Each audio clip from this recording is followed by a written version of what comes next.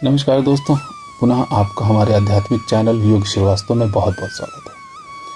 हम पुराणों, शास्त्रों व वेदों की ली हुई कहानियाँ आपके सामने प्रस्तुत कर रहे हैं। हमने आपको पीछे एक कहानी सुनाई थी जो कि वराह पुराण से ली गई थी। इस बार की जो कहानी है वह स्कंद पुराण से ली जा रही है। आप लोग इस कहानी को सुनेंगे, आपको आध्यात्मिक यात्रा में बहुत सहयोग मिलेगा। यह आध्यात्मिक यात्रा वालों के लिए ही सिर्फ नहीं है, गृहस्थियों के लिए भी है। जो सनातन संस्कृति को, सनातन धर्म को हृदय तल पर सम्मान देता है, यह उन सब के लिए है। इस कहानी का शीर्षक है शिव भक्त नंदभद्र, जो बाबा भोलेनाथ के भक्त थे। प्राचीन काल की बात है। बहुतक नामक तीर्थ में नंदभद्र नाम के एक वैश्य रहते थे। वे वर्णाश्रम धर्म का पालन करने वाले सदाचारी पुरुष थे। उनकी धर्मपत्नी का नाम कनका था। वह भी पतिव्रत धर्म का पालन करने वाली साध्वी स्त्री थी। उसमें अन्य अनेक सद्गुण भी विद्यमान थे, जिससे उनकी गृहस्थी बड़े आनंद एवं धर्मपूर्वक व्यतीत हो रही थी। वर्णाश्रम धर्म के अनुसार नंदभद्र वाणिज्य को ही अपना श्रेष्ठ धर्म मानते थे और उसे ही अपनाए हुए थे। नंदभद्र के हृदय में परोपकार तो मानो साक्षात मूर्तिमान होकर विराजमान था।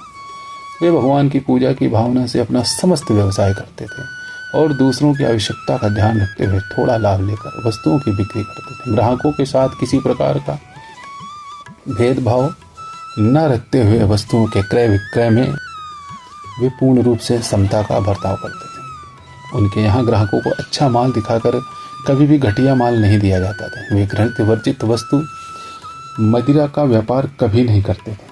सौम्य स्वभाव वाले नंदभद्र का रहन सहन भी बहुत सीधा सादा था। वे लकड़ी एवं घास फूस से निर्मित एक छोटे से मकान में निवास करते थे। उनका खान पान बहुत साधारण, कम खर्चीले वाला था। जिससे भगवान से प्रेम हो जाता है, उसे संसार के कार्य फीके से लगने लगते हैं। यही दशा नंदभद्र की थी। वे चंद्रमौली भगवान शंकर के अनन्य भक्त थे।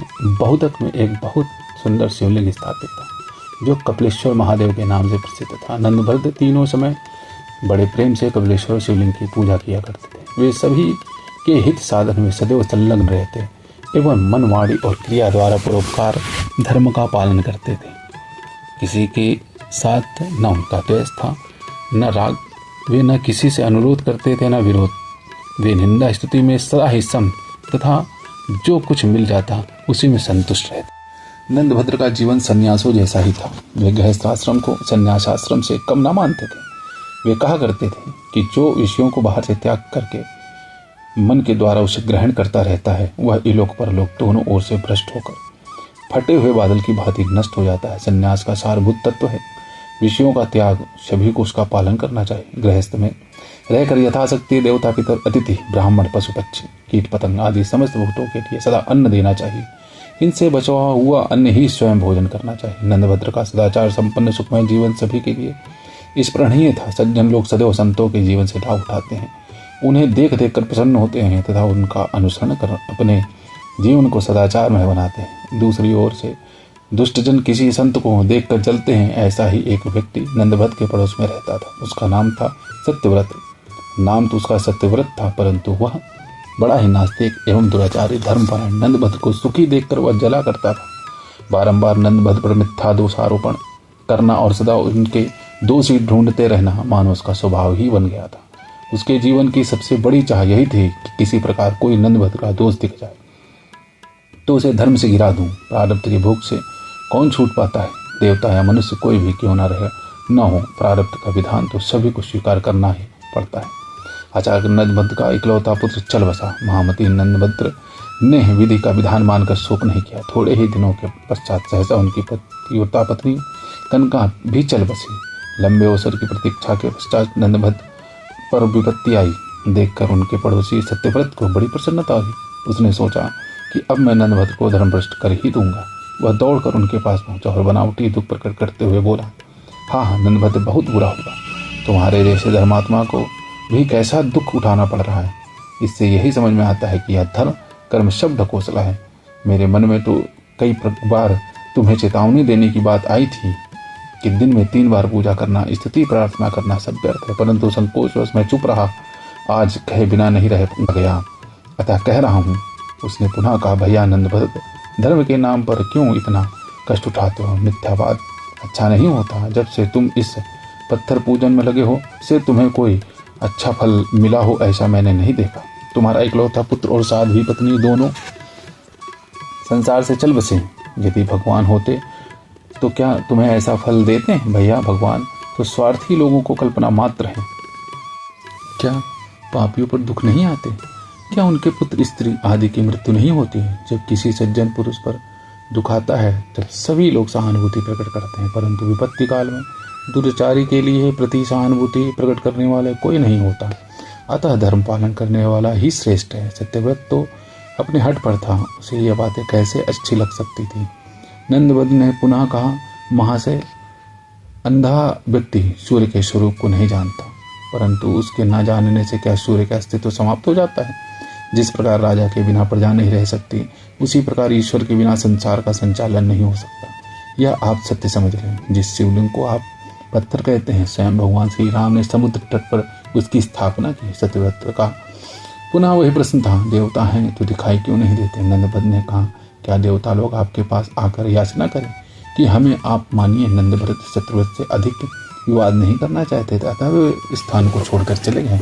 एक बार नंदभद्र के मन में विचार आया कि भगवान सदाशिव का साक्षात दर्शन करके उनसे पूछूं, प्रभु आप तो निर्दोष, निर्वैर और समदर्शी हैं, फिर आपका बनाया है संसार दोष रहित क्यों नहीं है?